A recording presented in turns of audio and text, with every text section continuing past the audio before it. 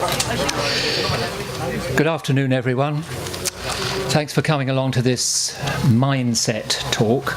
The idea of these talks is that they might offer something that would be, powerful enough to set you off on a new way of thinking, possibly on a long-term basis. And the aspect that I'm going to be sharing about is the mind and the brain and me and how these relate to one another and who is what. It's quite a mystery, actually, to many. I started thinking about this a little over 30 years ago. I'd been leading a very harem-scarum life in newspapers and as a journalist and family life, and everything was seemingly going along all right, but I started feeling as if I was getting intellectually drained and possibly emotionally drained too. And I stepped back for a bit, came across the Brahma Kumaris and their Raja Yoga meditation, and I didn't understand it because it talked about things that, as a science writer, I didn't really have the brain wiring or the sort of structure of understanding to get it, speaking about the dimension of the soul and a region beyond the material realm. But I felt nourished immediately by the company of the people who were practicing these things. I felt love, frankly. I sort of fell in love with love. There's that little poem, as I was going up the stair, I met a man who wasn't there. He wasn't there again today. I wish to God he'd go away. You know that one. It was a little bit like that, except a more positive version, where I was in love with something that I didn't believe in or know what it was. And so this was very lovely and a little bit confusing, but certainly it was doing the job of making me feel as if I was understanding myself better. I was getting to know myself better. Because ultimately, I suppose, as some of you who've been on the spiritual journey may fully appreciate, we are love. We are actually, deep down, we are love. That is the essential nature of who we are. If we don't find ourselves experiencing love, we feel as if we're not really being ourselves. Of course, there are times when we step out of that feeling. We have tasks to do. We have to get engaged in things, but essentially, if our lives lack love, we feel as if they're not worth living. Would you agree with that? Generally, I think that's most people's experience, and so that was something of what was happening to me.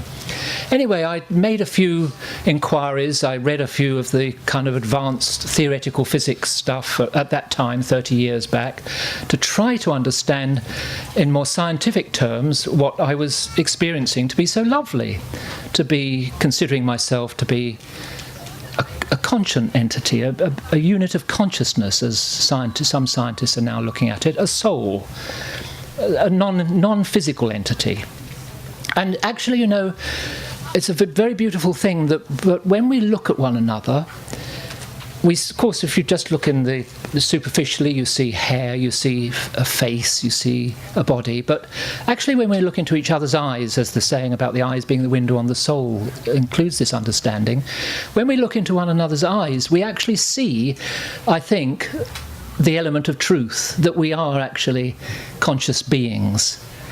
That's the core of who we are.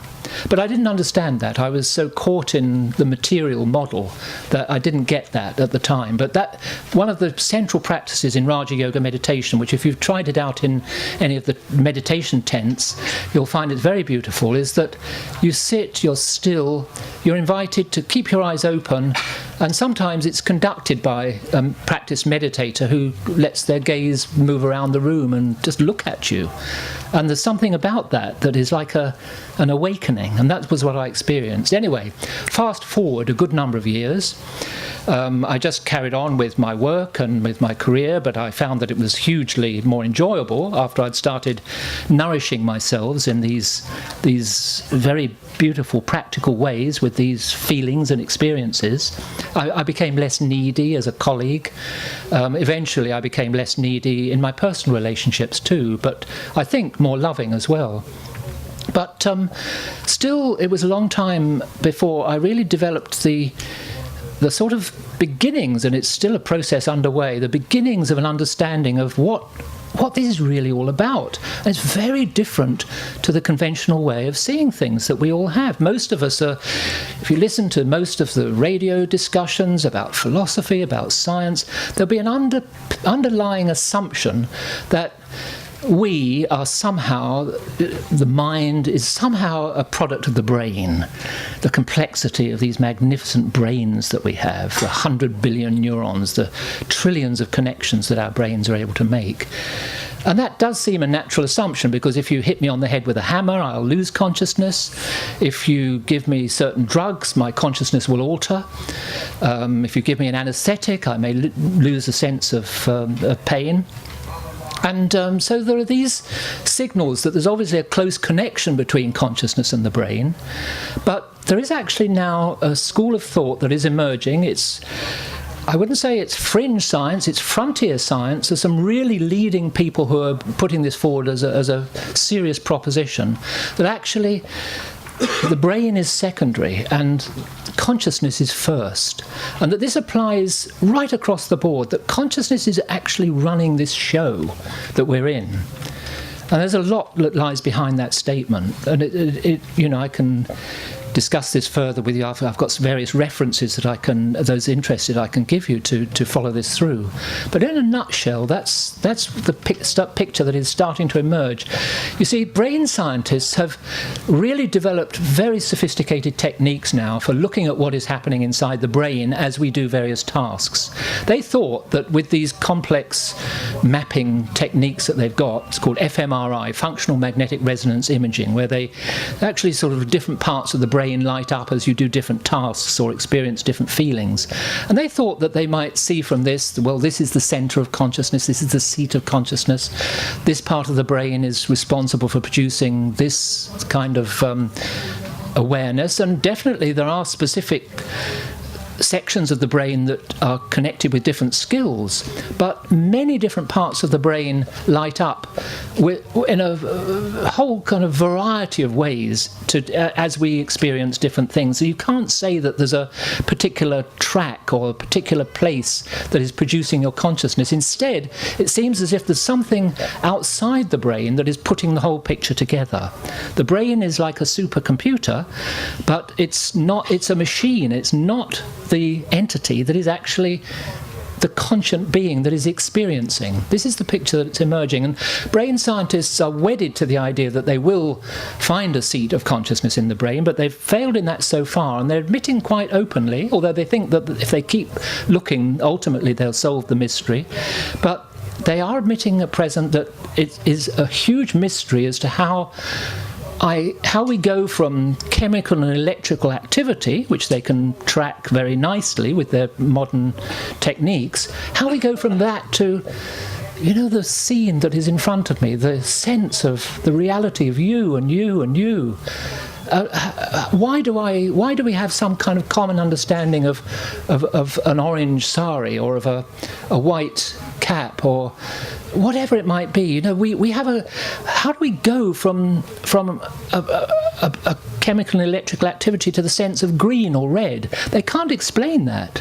But looking at things the other way round, as this new paradigm is doing, and saying that consciousness is actually primary, and consciousness is putting in place the brain that gives you the equipment to experience what consciousness is inviting you to experience. In other words, there's a kind of that matter is secondary and mind is first. That shift is really being pushed for quite strongly by some scientists now. Okay, that's theoretical, but where's the evidence for the need for this, apart from the fact that conventional thinking just isn't explaining these mysteries of consciousness? Well, there's a number of things that are emerging. One of the most profound has been, these brain studies for a start. There's a book called The Brain That Changes Itself. It pulls together all the evidence that's come with these recent brain scanning insights, and it's very clear that every thought and feeling we have changes the brain. This is an amazing new insight. We're not the victims of our brains. Of course, to some extent, the state of the brain does determine our consciousness, but according to how we think and choose to think and feel, so our brain changes. If you think habitually in a sad way, there are neurons that will increase in a certain brain area, will increase in number and activity, that will facilitate your thinking sadly, and vice versa with happiness. If you think learning the piano, you will learn almost as fast, and they've done this in trials, you learn almost as fast as people who actually learn the piano physically. When they're actually put in front of a piano, the people who've only done it mentally, they're behind the others, but they soon catch up. The brain has started to change according to the practice that was taking place only mentally, not actually playing the piano. Sportsmen know about this. They can play in their minds the game and the scene that they want to be successful in, and they will actually help prepare themselves for that physically. The brain is changing to help them in that task. But this is a misnomer. The brain that changes itself, as the author of this book says, we've no idea how it does it, but it seems as if that's the case. But suppose instead you postulate that you are not the brain, but it's you that is changing the brain according to your decisions, your judgments, your choices, your will, because you're consciousness and you're not the brain. Then it starts to make sense. Okay, so that's one area of evidence. Another one is the near-death experience. Have you all heard of this, where people have died clinically? Perhaps they had a heart attack and stopped breathing. The heart has stopped beating. There's no blood circulating through the brain. And yet minutes later, thanks to modern resuscitation techniques, they're brought back and they're alive again. Well, there's a very consistent description that has come from many of the people who have this experience. Maybe many more have it but don't remember it. But one big study in Holland, which tracked over several hospitals, they interviewed all the people they could find who'd had these experiences, who died clinically and then been resuscitated. They had about 300 cases, and a fifth of them had more than slightly over 60, described one of these near-death experiences, and there's amazing consistency to it.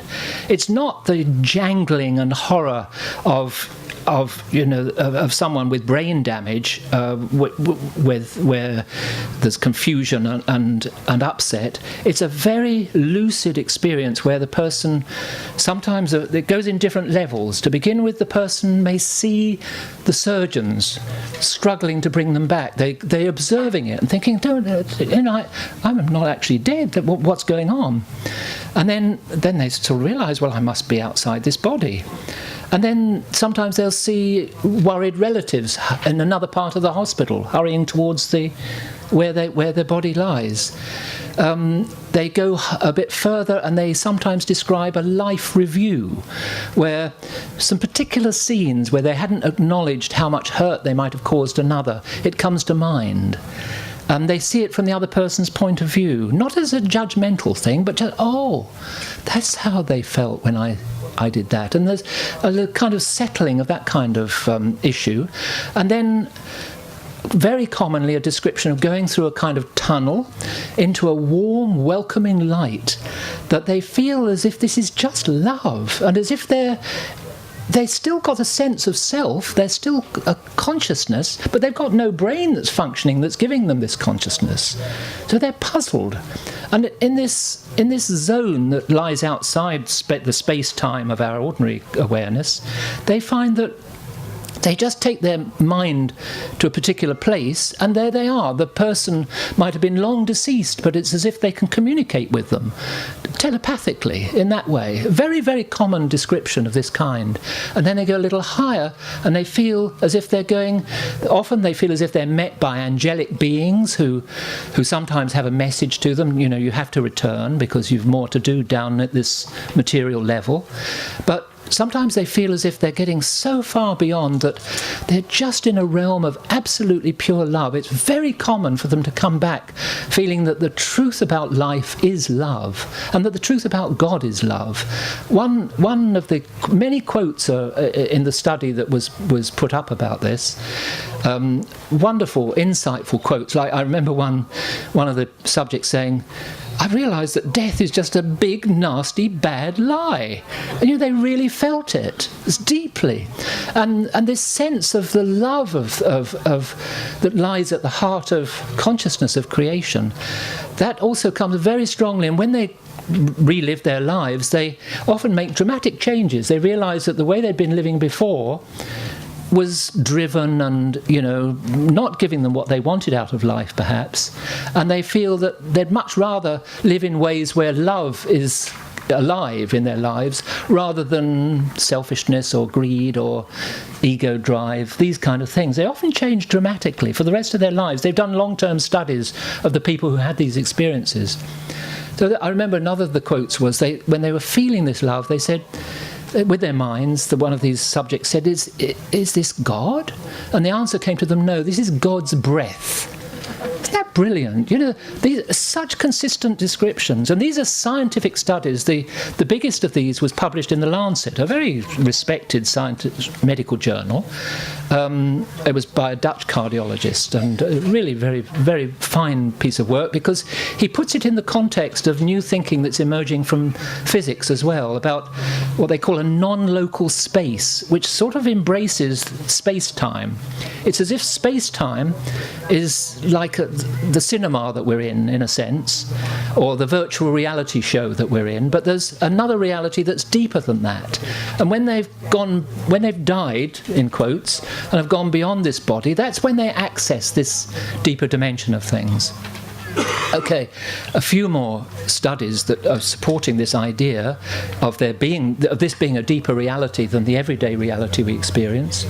A number of scientists have had these near-death experiences, sometimes not near-death, but there's one where a brain scientist in America, she suffered a big stroke, a big hemorrhage in her left hemisphere, and she felt the left hemisphere, which is specialised in our rational, intellectual functions, she felt it shutting down, and it was disturbing to her, but then she felt as if she was released into this incredible sense of oneness with everything that is. An amazingly deep experience.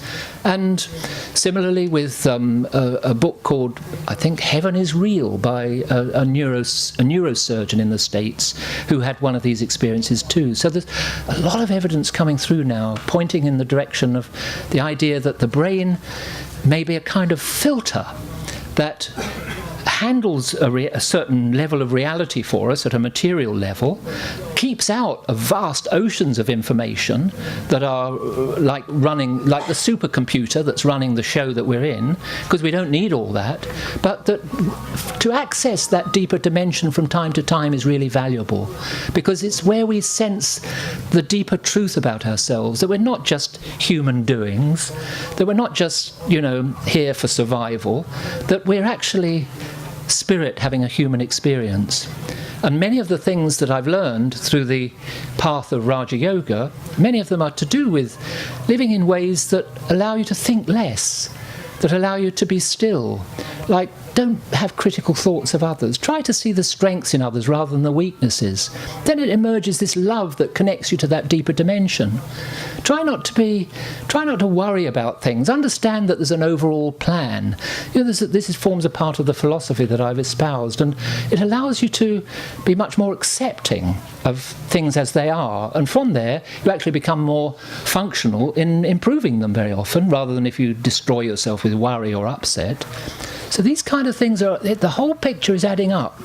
Many of the injunctions about how to live that the great religious founders gave, Jesus, Muhammad, Buddha, Abraham, these traditions, they're very often connected with living in ways that, as well as coping with life in its practical sense, will actually also allow us to connect to this deeper dimension, which many of us have lost connection with through the hurly-burly of today's lives.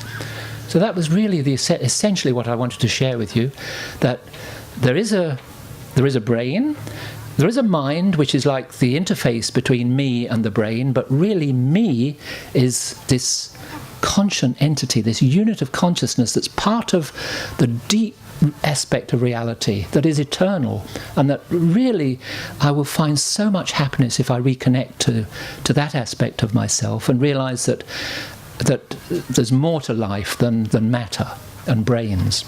Thank you very much.